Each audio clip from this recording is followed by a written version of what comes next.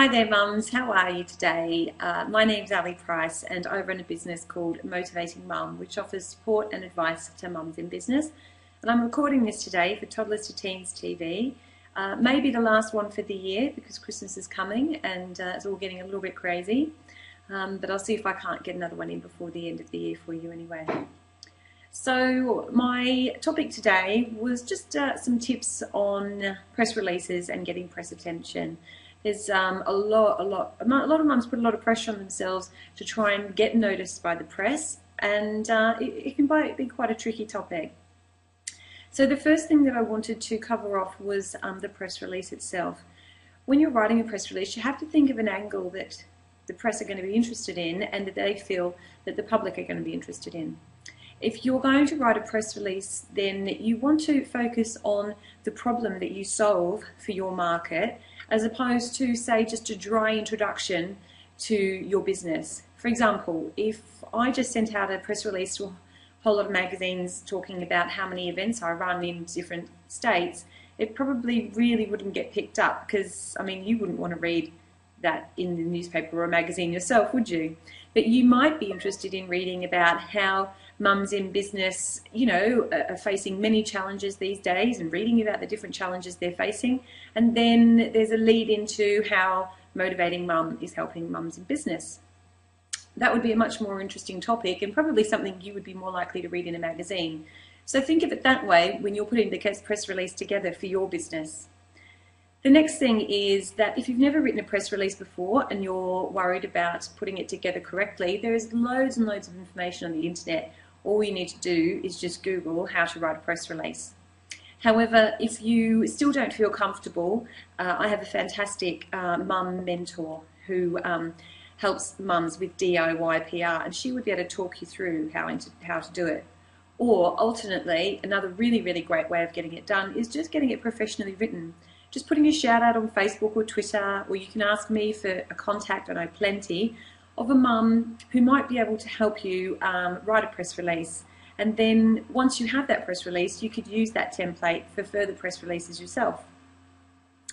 The next thing I would recommend is it's great to do the scattergun approach and send it out to many, many, many publications, but you're probably not going to be able to follow up on all of those because of time. I would say focus on, you know, 2 or 3 magazines that you really, really feel are your target market, and your target market read that magazine, and also magazines that you know have articles currently in them that are along the lines of what you would be trying to pitch. So, and also make sure that, you know, maybe it's in keeping with the theme of the magazine. The reason is you'll have a lot more chance of them picking it up if it's already targeted at them.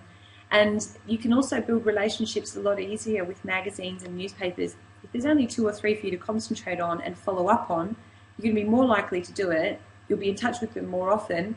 And then hopefully, even if they have an interview coming up later on down the track, they might think of you because they've been getting press releases from you and contact from you on a regular basis.